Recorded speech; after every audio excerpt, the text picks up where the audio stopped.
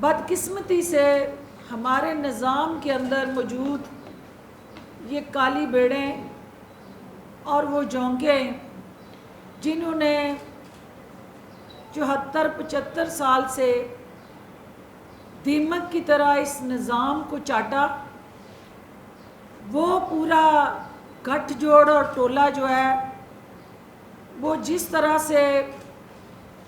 عوامی منصوبوں کا استحصال ماضی میں کرتا رہا، انہوں نے اس منصوبے پر بھی اپنے ہاتھ صاف کرنے کی کوشش کی۔ وزیر اعظم عمران خان نے اس منصوبے کی نگرانی خود کرنے کا فیصلہ کیا اور الٹیمیٹلی اس منصوبے کے ساتھ جڑا جو ایسا گٹھ جوڑ بے نقاب ہوا جس میں کچھ ایسے چہرے بے نقاب ہو گئے کہ جو فرنٹ مینز کے ذریعے بے نامی انویسٹر بن کے پیچھے بیٹھ کے سرکاری سرپرستی کر کے اپنے عہدوں کا غلط استعمال کر کے جس خیانت کے وہ مرتکب ہوئے ہیں، وزیر اعظم عمران خان نے فی الفور ان تمام خطرات کو بھانپتے ہوئے ایک انڈیپینڈنٹ انکوائری کا حکم دیا، اور وہ انکوائری جو ہے جو رنگ روڈ راولپنڈی کے ساتھ جڑی تھی، اس میں جو انکشافات سامنے آئے، وزیر اعظم عمران خان نے اپنی اس حکومت کے دور میں جہاں چینی، آٹا اور دیگر سکینڈلز اور بڑے بڑے میگا سکیم سامنے لائے اور ذمہ داروں کا تعین کیا، اور ان انکوائری رپورٹس اور کمیشن کے ذریعے عوام کے اربوں روپے پہ ڈاکہ ڈالنے والوں کو بے نقاب کیا، ایسا ہی یہ ایک فیکٹ فائنڈنگ انکوائری مشن اور رپورٹ جو ہے وہ کل مکمل کی گئی ہے، جو راولپنڈی رنگ روڈ کی الائنمنٹ کے سلسلے میں اس کی تلخ حقیقتیں بیان کر رہی ہے۔ میں میڈیا سے اس رپورٹ کے کچھ مندرجات جو ہے وہ شیئر کرنا چاہتی ہوں۔ سب سے پہلے تو یہ راولپنڈی رنگ روڈ کی الائنمنٹ میں تبدیلی کا جو پرپزلی ولنگلی ان لافل طریقے سے کرپشن اور لوٹ مار کے ارادوں کے ساتھ جڑا بدعنوانی اور مفادات کے ٹکراؤ کے حوالے سے جو مینڈیٹ دیا گیا انکوائری کمیٹی کو کہ وہ فیکٹ فائنڈنگ کرے، ان کے انکوائری کی فیکٹ فائنڈنگ رپورٹ میں جو مندرجات سامنے آئے ہیں، اس میں نمبر 1 کہ یہ 65 کلومیٹر طویل راولپنڈی رنگ روڈ جس کی تعمیر کے لیے پیشکش طلب کی جا چکی تھی، سابقہ کمشنر راولپنڈی محمد محمود اور ان کے ساتھیوں نے کنسلٹنٹ کی غیر قانونی معاونت سے اس رنگ روڈ کی الائنمنٹ جو ہے غیر قانونی طور پر تیار کی۔ سابقہ کمشنر محمد محمود احمد، سابقہ land acquisition collector Waseem Ali Tabish اور سابقہ deputy director project management unit Abdullah نے ناقابل تلافی نقصان پہنچاتے ہوئے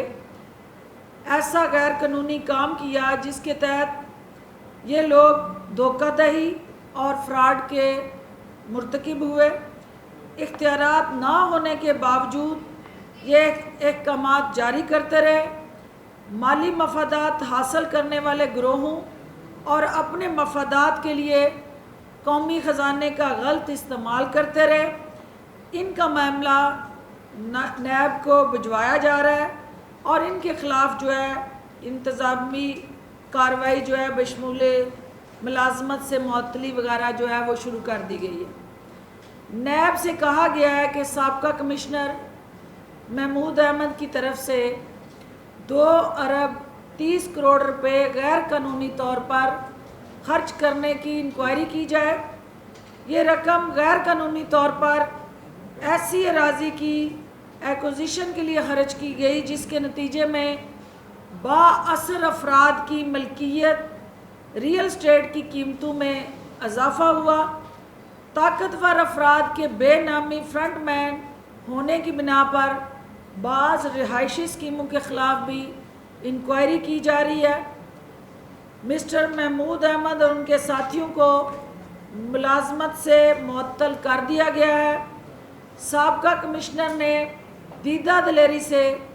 कवानीन और ज़ाब्तों की धज्जियाँ बखेरी और अपने लिए माली मफादात हासिल करने के साथ साथ मुख्तलिफ रिहायशी स्कीमों Nova city, capital smart city, new airport city, Al Asif housing society, top city, SAS builders, blue world और इस्लामाबाद कैपिटल हाउसिंग के मफादात के लिए भी काम किया। ये बात इस इंक्वायरी में इस्टेब्लिश हो चुकी है और ये बात साबित हो चुकी है कि मुराद अटक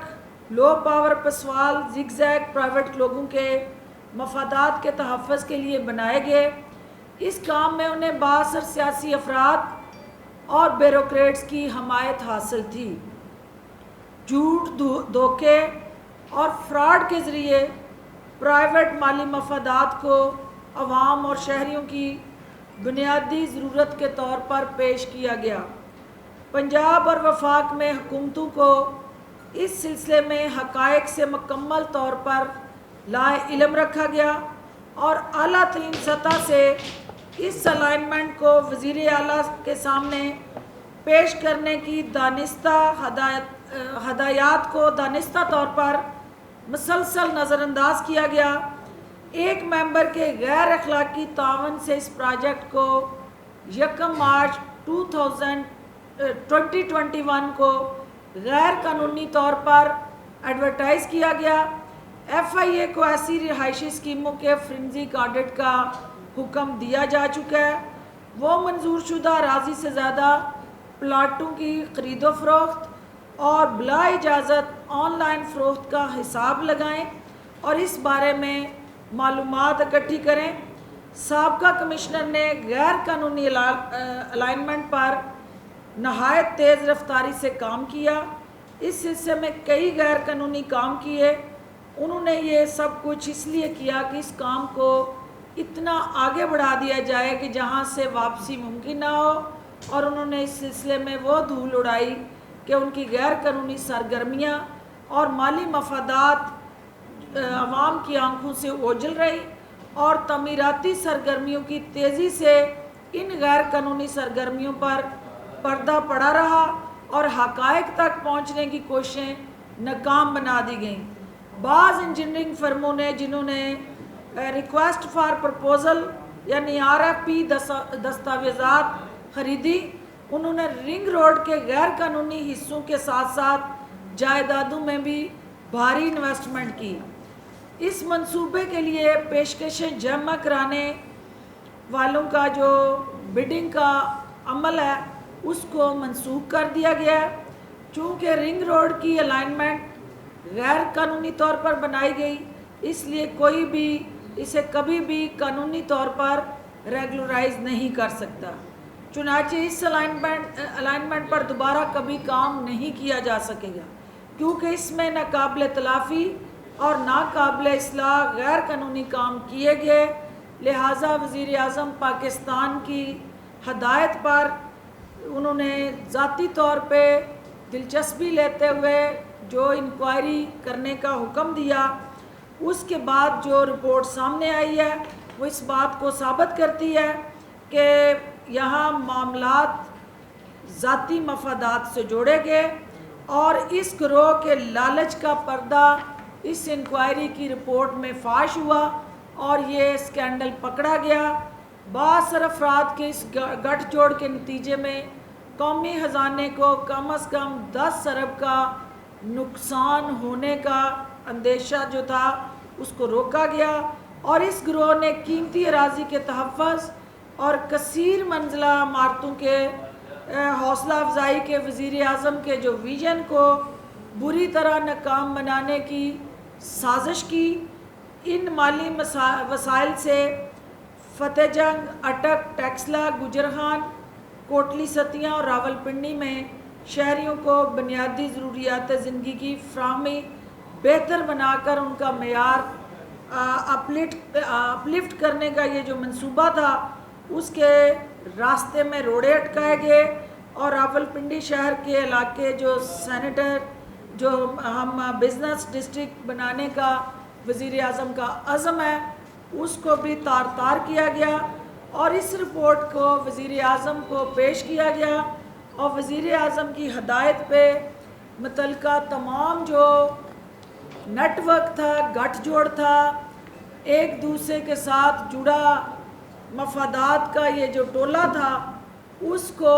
कैफ़े किरदार तक पहुँचाने के लिए जो सरकारी अफसरान हैं उनके ख़िलाफ़ महकमाना कार्रवाइयाँ शुरू की गई हैं। जो इसके साथ जुड़े कारोबारी माफियाज़ हैं उनको नैब के हवाले किया जा रहा है, और जो इनके पीछे सहूलतकार हैं उनके हवाले से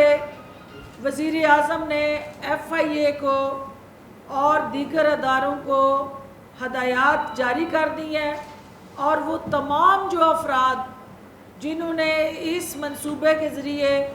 कौमी ख़जाने को नुकसान पहुँचाने की दानिस्ता कोशिश की और मिली भगत से जो कौम को चूना लगाने का एक प्लान प्रिपेयर किया और उसके को बेनिफिशरीज़ बने, वो सब जो है वो कानून के शिकंजे में